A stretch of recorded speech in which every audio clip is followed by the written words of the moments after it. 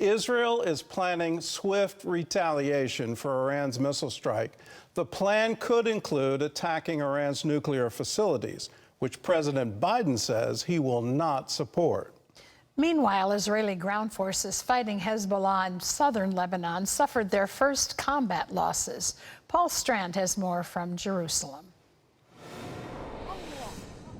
Israeli officials pledged a swift retaliation for Iran's missile attack on Tuesday. Prime Minister Benjamin Netanyahu has met with top military and civilian leaders to mull over options. Targets could include Iran's oil rigs or even its nuclear facilities as it moves closer to producing nuclear weapons. President Biden was asked if he'd support strikes against those nuclear facilities. The answer is no. We'll be discussing with the Israelis what they're going to do. Biden said Israel must respond proportionally. After the United Nations Secretary General failed to immediately and specifically condemn Iran for its attack, Israel's foreign minister accused Antonio Guterres of being deeply anti-Israel. Katz declared the UN chief persona non grata in Israel and banned him from entering the country.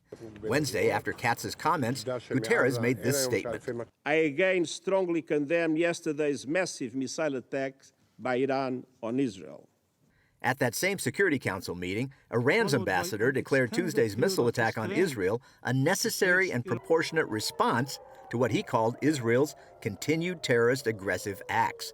Those include wiping out most of the top leaders of Iran's proxy army, Hezbollah, booby-trapping thousands of Hezbollah's beepers and walkie-talkies to explode, and IDF ground troops invading southern Lebanon to clear out the terror group. 8 of those troops died in skirmishes with Hezbollah fighters this week, their bodies evacuated soon after. But the mission goes on, searching out and destroying terrorist tunnels, infrastructure, and weapons hidden all over southern Lebanon. Iran's president warned that if Israel escalates its war against Hezbollah or comes after Iran itself, they will hit back much harder. Israel's ambassador to the UN says Iran's massive attack already proves its genocidal aims. This was not just an escalation. It was a direct assault on our very existence. Almost 10 million Israelis took to shelters as the missiles hurled toward their nation, but for many, faith conquered fear. We were not afraid. There's someone from above that is watching over us. God is guarding the people of Israel. We have nothing to fear. Israelis are now observing the holiday of Rosh Hashanah. The high holidays are always a time of heightened alert, even more so in this time of war. Paul Strand, CBN News, Jerusalem. Well, today is Rosh Hashanah, and I want to take a moment and just reflect where we are in history. You look at the current conflict, and its truth has been stood on its head, where you have in the hallways of the UN, in the main Security Council, some kind of claim that Israel is committing terror attacks. And it just seems to be absolutely horrific to me that that would even be entertained at that level. This all started on October 7th. It all started with Hamas with a brutal attack on civilians in Israel. Then you add to it Hezbollah raining rockets down on soccer fields for children, and you go, who's to blame here? Israel is not to blame. They are responding to attacks on their sovereign territory.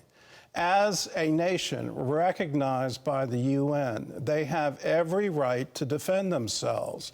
And the Jewish people, going back to the San Remo resolution of 1924, you look back at this history and you go, well, they have a right of self-determination. And they have that in their ancestral homeland, which is Israel.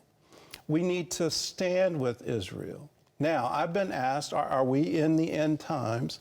And my answer is, we're getting closer. This is yet another birth pang.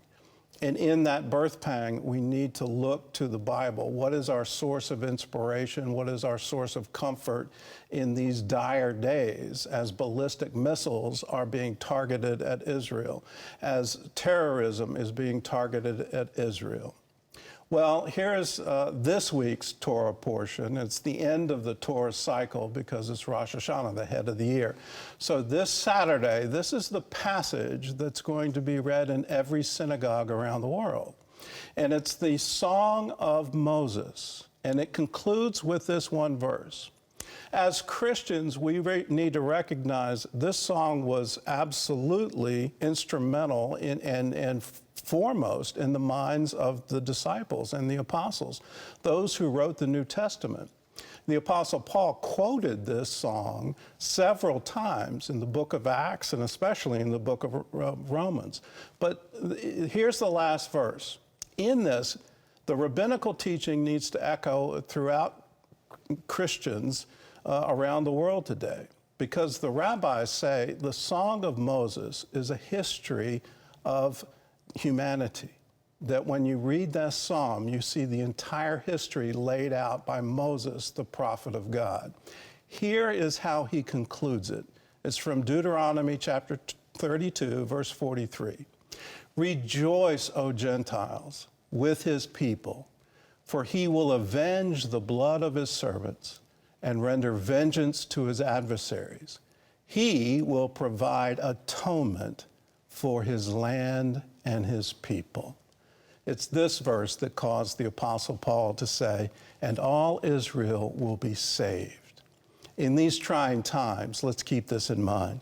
Israel will be saved, and it will be saved because Israel is the apple of God's eye.